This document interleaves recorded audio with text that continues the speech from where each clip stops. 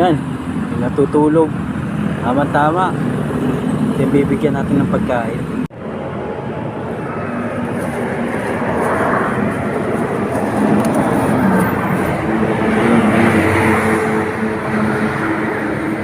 Boss, kumain ka na ba? Hindi pa po. Ito, pagkain.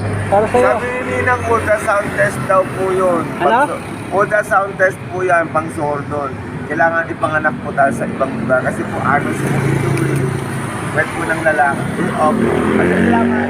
O sige, kainin nyo yan. Kasi bigay na rin ng... Yung ipapanganak sa ibang lugar na hindi na po ato.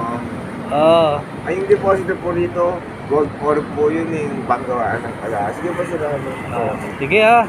Dito ka lang natutulog?